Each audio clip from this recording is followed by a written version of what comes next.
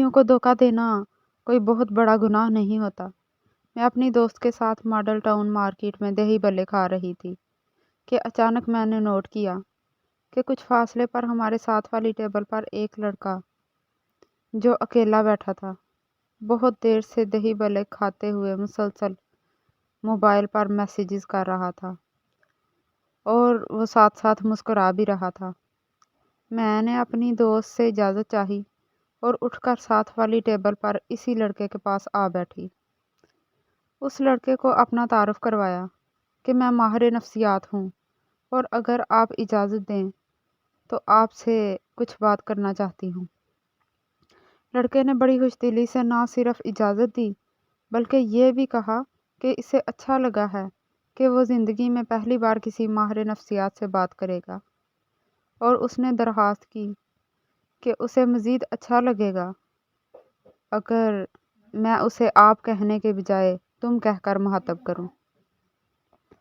बात करने पर पता चला कि वो एक मशहूर प्राइवेट कॉलेज में सेकंड ईयर का स्टूडेंट है।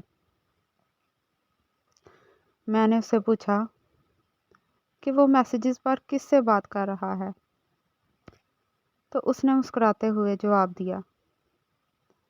वो बोला, ये मेरा दोस्त है जिससे मैं मैसेज पर बात कर रहा हूँ।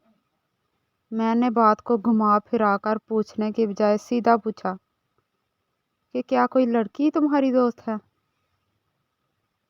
यूं उसने हंसते हुए जवाब दिया,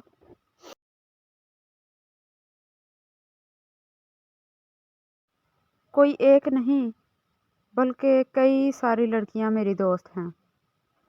मैंने कहा कि तुम मुझे सच बताओ, क्योंकि आजकल लड़कों के लिए सिंगल होना वैसे ही बाइस से बेइज्जती होता है, इसलिए वो अपने साथ लड़कियों की झूठी कहानियां जोड़कर दोस्तों की दाद वसूल करते रहते हैं। मेरा ऐसे कहने पर उसने जल्दी से अपना व्हाट्सएप खोला और लड़कियों से होने वाली अपनी गुफ्तगू और तस्वीरों के तबादले को सबूत के तौर पर दिखाते हुए कहने लगा कि ये सारी लड़कियों से मैं आजकल बातें करता हूँ, आप चैट हिस्ट्री चेक कर सकती हैं। मैंने कहा कि नहीं, मुझे कुछ चेक नहीं करना बल्कि सिर्फ पूछना ही है, लिहाजा सही जवाब देना। क्या ये सब लड़कियां तुमसे मिलती भी हैं या सिर्फ फ़ोन पर ही बातें करती हैं? उसने जवाब दिया कि नहीं मैडम, अभी मिली नहीं है, बात सिर्फ फ़ोन तक ही है। कोशिश तो कर रहा हूँ और चंद के साथ मिलने के इतबार तक पहुँचने वाला हूँ, क्योंकि ज़्यादातर लड़कियाँ यही कहती हैं कि जिस दिन तुम पर मुकम्मल एतबार हो गया मिल लूँगी। मैंने मज़ीद पूछा कि तुम्हारा क्या ख्याल है कि तुम जो कुछ कर रहे हो क्या वो ठीक है? उसने जवाब दिया कि मैंने अभी तक किसी के साथ कुछ गलत तो नहीं किया और ना ही कुछ गलत करने का इरादा है।